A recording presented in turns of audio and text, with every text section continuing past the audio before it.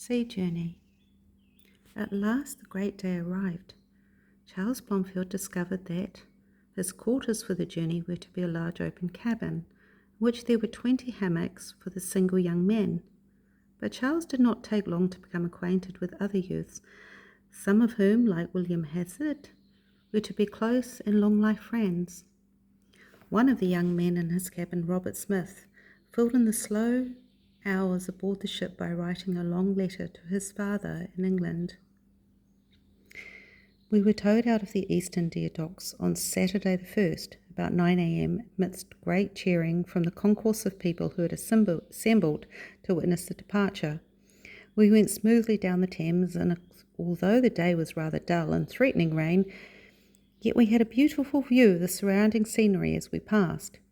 We arrived at Gravesend, cast anchor, there to undergo the inspection of the government commission agents. We all lined up on the poop and had to pass one by one showing our contract tickets, which constituted the government inspection of the passengers. The ship had yet to undergo a search by these gentlemen, and there was a great deal of luggage lying among the tables and seats in a sort of topsy-turvy fashion. They concluded that she had too much cargo on board, and that some of it must be come off and be sent by another vessel. This created a great deal of discontent among passengers, as everyone was afraid of losing some of their belongings for a time. However, it was getting dark, and nothing could be done that night, so we amused ourselves a little with music of various kinds until bedtime, and then retired for the night. About 7 a.m. I was awakened by the noise of passengers running to and fro, shouting in all tones about their luggage. As lighter was alongside, the men of the ship were already actively putting off some of the cargo. While this was going on, I went to breakfast, and at about 11 a.m. went to the divine service, which was well attended, hearing a very good sermon. I could scarcely realize that it was the Sabbath, seeing some collected in a group in one part of the ship praising God.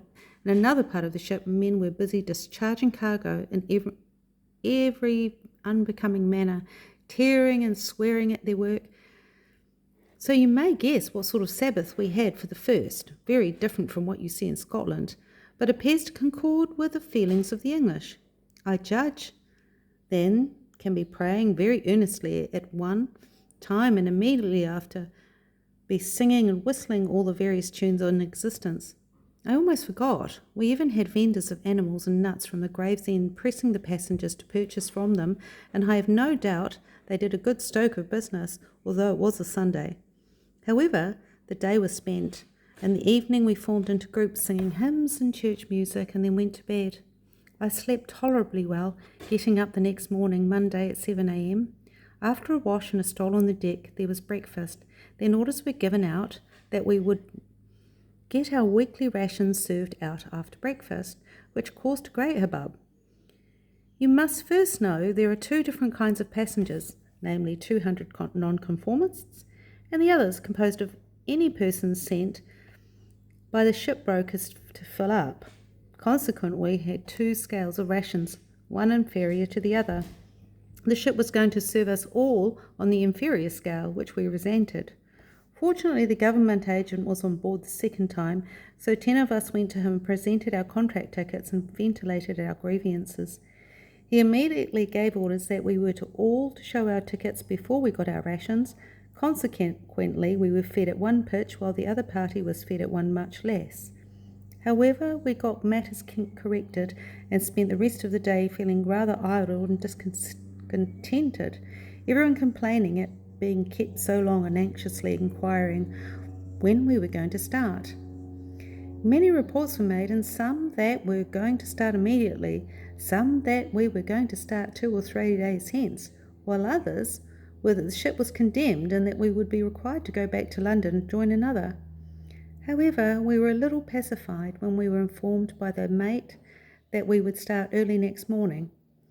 At that stage, everyone drew about towards his evening's amusement of various sorts. Music was struck up and dancing was entered into with great spirits.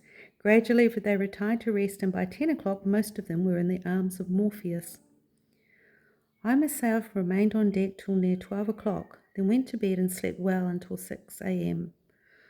When I was awakened by the tremendous cheering of those who had got up before me, I hurried on deck, along with many others in shirt and trousers, to join the crowd in cheering as we were actually leaving the place, which seemed a release of our detention of the 3 days and 3 nights.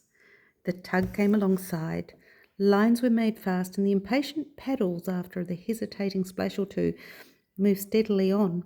The 3 days familiarized the scenery gradually glided away. We were no sooner off than we were proceeding with moderate speed down the long avenue of ships stretching towards the sea. Looking around us, we ploughed the centre of the river with a fine view we obtained by the surrounding scenery. Although the country on both sides was very flat, and comparatively uninteresting in it, was not without charm, however, and the very fitting of for an English landscape. Rich alluvial plains on either side stretched far around, and although the river was very wide and the land pretty distant from us, yet we could easily discern the fine hedgerows and the belts of planting, with here and there an elegant mansion or a snug little farmhouse beautifully studded round about with clumps of trees, and on every elevated and prominent part we could see windmills busily at work. The river now grew so wide that we could scarcely discern anything at all. The passengers left off looking at the land. Their attention now turned in amusement towards the sailors, who were spreading the sails, singing their merry songs as they did so, which was something new to those who had never been to sea. Our tug was about to leave us, and the darkness was setting in, so the passengers were gradually going below and turning towards their evening's amusement. We had a great deal of music in the evening so far, but tonight a few of the young men had a meeting for the purpose of forming a class for mutual improvement, and it was decided that we would have meetings each Tuesday and Friday evening at 7:30 p.m. Our first subject for discussion would be, who are the heroes of the day?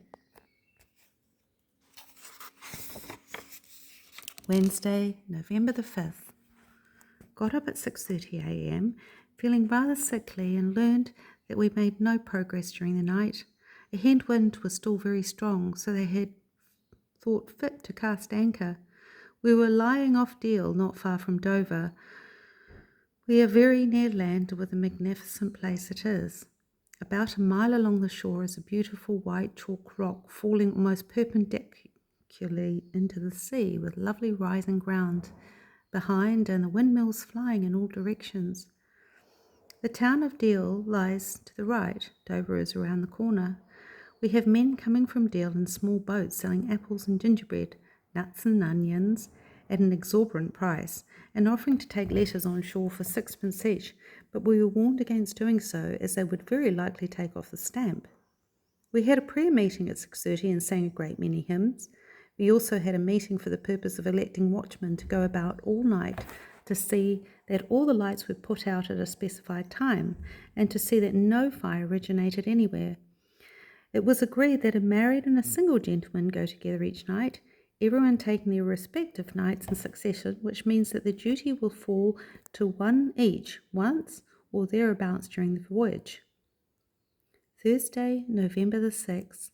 We were again pestered with men from Deal selling new loaves, a good deal smaller than those 3D loaves at home, for the sum of 7D.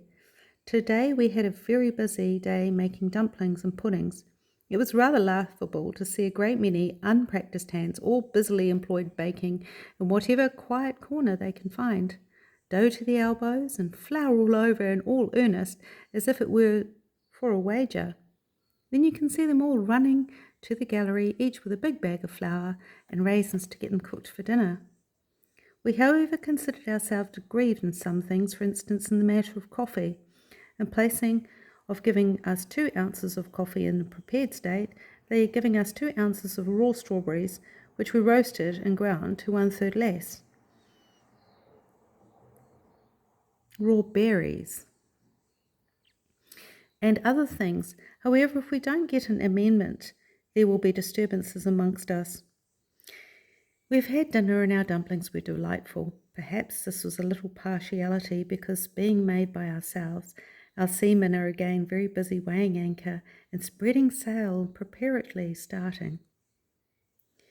In the midst of the bustle, John Duncan, a vessel that lay close to us in the East India Docks, passed us about 50 yards distant, bound for Otago with 500 passengers on board. We have 365 on board our ship.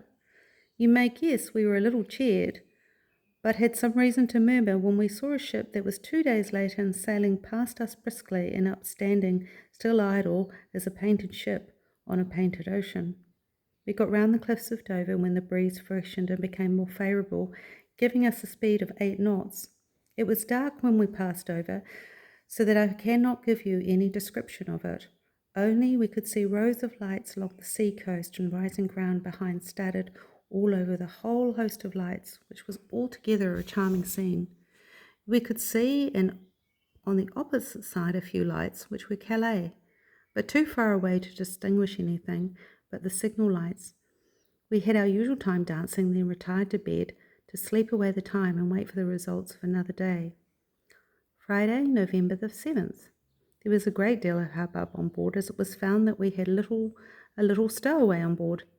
Everyone was anxious to see the little urchin, which caused some great crowding in different parts of the ship. There was also the matter of an Irishman on board, whose passage had been paid by his brother in New Zealand, but through some default or other had not received a contract ticket.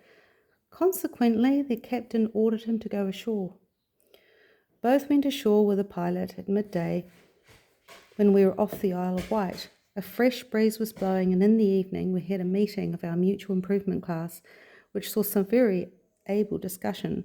We had 2 meetings in the afternoon, one for the purpose of forming a music class, as we have a professor of music on board from whom 18 of us have brought music books at $1 each, and we get taught free on Monday, Wednesday and Friday evenings. The other meeting was for the purpose of having an atmo-social consort once a week, and I have been elected president of the committee for this. By this time the ship was beginning to roll very much. As we had not yet got our sea legs, it was rather laughable to see those trying to walk, gripping whatever came within their reach.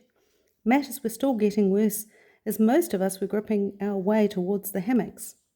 There were 20 in our berth, and all sick but one. It was a terrible storm, and the ship was rolling tremendously. Persons could not stand without having a firm hold of something fast, nor could they sit or lie with a firm hold. Casks, pig pens, and dog houses were knocked loose and sent flying. I and a few other young men were stuck among some large casks that were firmly tied under the quarter-deck, witnessing the dreadful scenes and experiencing every roll of the ship to be the last. Expecting. The sea was breaking over at the intervals, making altogether a horrid spectacle. A large box came skipping along, smashing the poop steps and part of the cabin front. 2 of the sails were torn to rags. There was scarce a female face to be seen, and only a few males.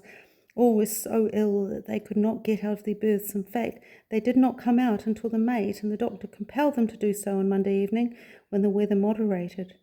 A great deal of water came through the decks, onto the bunks, some of them being saturated, but fortunately mine was comparatively dry. The experience was totally different to the few days previous, and something that none of us had expected. Perhaps you may think that I have exaggerated a little on the experience, but I should have very little interest in doing so. In fact, I wish you to understand that I have sat down innumerable times and risen as often, feeling it impossible to write.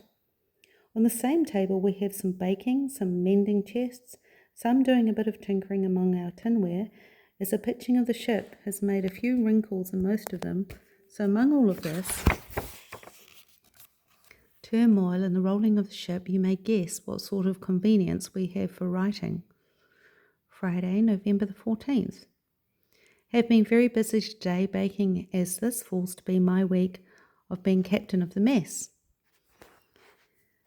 There are 10 of us in our mess, each taking week about being captain.